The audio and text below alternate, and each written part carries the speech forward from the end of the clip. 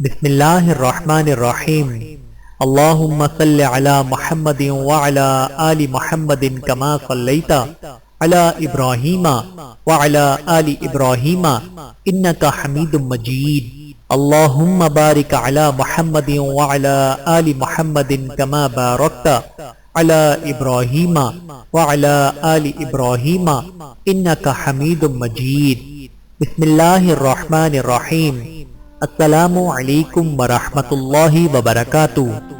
مہمان اللہ کی رحمت۔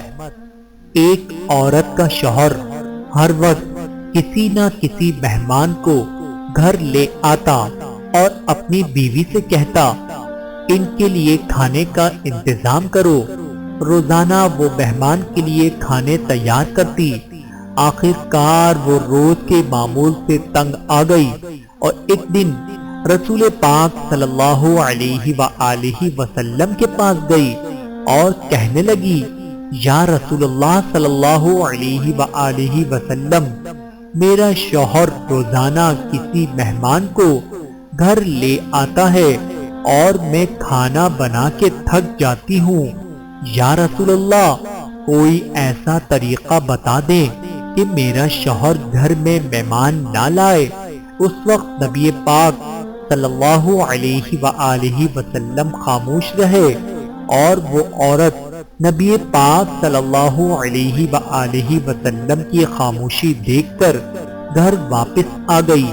اگلے دن نبی پاک صلی اللہ علیہ وآلہ وسلم نے اس عورت کے شوہر کو بلایا اور کہا کہ کل میں تمہارا مہمان ہوں۔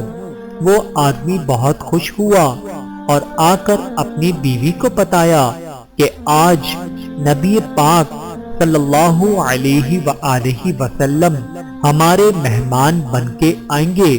اس کی بیوی بہت خوش ہوئی اور جلدی جلدی سے اچھے اچھے کھانے بنانے لگی۔ جب نبی پاک صلی اللہ علیہ وآلہ وسلم اس عورت کے گھر آئے تو نبی پاک نے اس کے شوہر سے کہا کہ جب میں کھانا کھا کے واپس جانے لگوں تو اپنی بیوی سے کہنا میرے گھر سے نکلنے تک پیچھے دیکھتی رہے۔ اس کی بیوی نے ایسا ہی کیا۔ جب نبی پاک صلی اللہ علیہ وآلہ وسلم واپس جانے لگے تو اس عورت نے کیا دیکھا کہ رسول اللہ صلی اللہ علیہ وآلہ وسلم کے ساتھ بچھو، سانپ اور کیڑے مکوڑے سب ساتھ جا رہے تھے۔ وہ یہ منظر دیکھ کر بے ہوش ہو گئی۔ اگلے دن وہ پھر نبی پاک کے پاس گئی تو نبی پاک نے اس عورت کو بتایا کہ مہمان اپنا نصیب خود لے کے آتا ہے اور جو مہمان کے لیے محنت کی جاتی ہے اس کے بدلے جب وہ واپس جاتا ہے تو ساتھ اس گھر سے ساری بلاؤں اور اس گھر کے سارے گناہ ساتھ لے جاتا ہے۔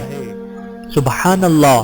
اللہ تعالیٰ سے دعا ہے کہ اللہ تعالیٰ ہمیں اس واقعے سے سبق سیکھنے کی اور عمل کرنے کی توفیق عطا فرمائے۔ آمین ثم آمین۔